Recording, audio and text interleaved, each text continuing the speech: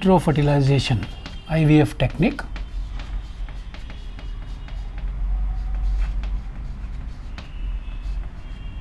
the zygote is formed. Once the fertilization is completed and the zygote is formed, there are two options.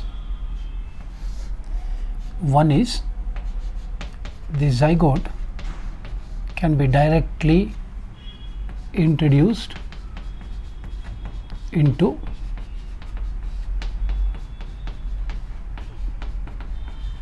the oviduct, fallopian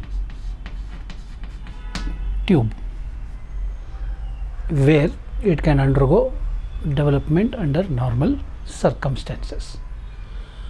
So this technique is called zygote intrafallopian transfer. Zygote intrafallopian transfer. The zygote is being directly introduced into the oviduct of the female. This is commonly abbreviated as ZIFT. This is one possibility. The zygote can undergo normal development inside the female reproductive system. The other possibility is that the zygote is allowed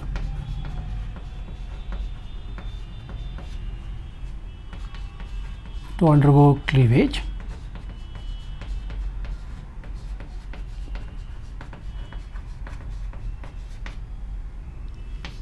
in vitro.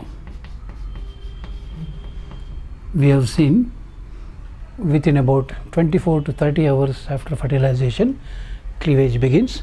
So the zygote is allowed to undergo cleavage again outside the body up to the 8-celled stage. Up to the 8-celled stage, and this 8-celled embryo can be introduced into the fallopian tube, where it can continue the remaining cleavages and then reach the uterus to become implanted.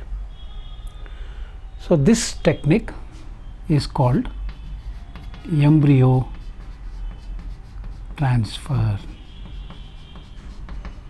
Embryo transfer. So here the zygote is being directly introduced into the fallopian tube. Here the embryo is being introduced, the 8-celled embryo is being introduced into the fallopian tube. Another technique is called gamete intrafallopian transfer. Gamete intrafallopian transfer, commonly abbreviated as GIFT. Now suppose there is an infertile woman in whom the ovary is unable to release the ovum for some reason. This technique is employed in such situations. The ovum is collected from the female partner. Ovum is collected from the female partner. Sperm sample is collected from male partner,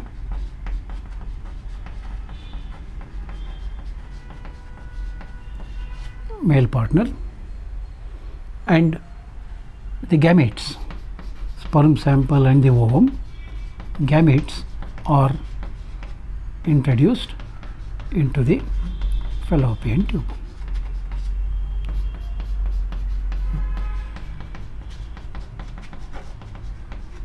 Gametes are directly introduced into the fallopian tube. So the difference between this technique and this technique is, here fertilization is taking place outside and then the zygote or the embryo is being introduced into the fallopian tube. Here gametes are directly introduced into the fallopian tube. Therefore, not only development, even fertilization happens inside the fallopian tube. Another technique is called intracytoplasmic sperm injection. This is again an in vitro technique. To ensure fertilization, the sperm sample is directly introduced into the cytoplasm of the ovum. Intracytoplasmic sperm injection, commonly abbreviated as ICSI. So here sperms are directly injected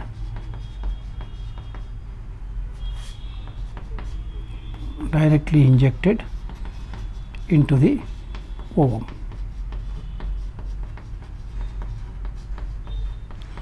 It may be done outside and then the ovum may be introduced, fertilized ovum, zygote may be introduced into the fallopian tube, or the embryo may be introduced into the fallopian tube. There is another technique that is available. It is called oocyte donation. Oocyte donation. In some females, the ovary may not be able to produce the ovum, but all other parts of the reproductive system may be functioning normally. There is no sign of infertility in the male. So in which case ovum is collected from a healthy donor.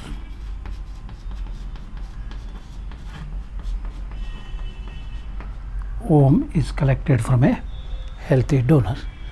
Therefore, it is called oocyte donation. This ovum collected from the healthy donor is subjected to in vitro fertilization, and thereafter either the zygote or the 8-celled embryo can be introduced into the fallopian tube. This is one more possibility. Another technique that is available is called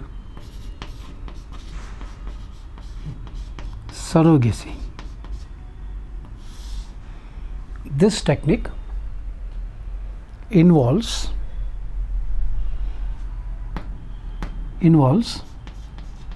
placing the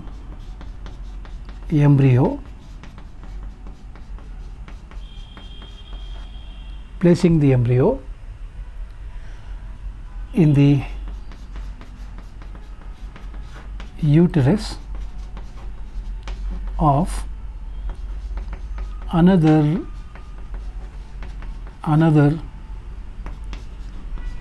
woman, I will say willing woman.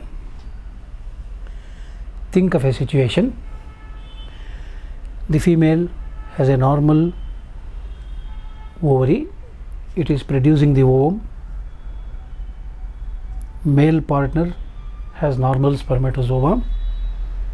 Fertilization can happen, but the embryo cannot develop in the uterus due to some defect in the uterus.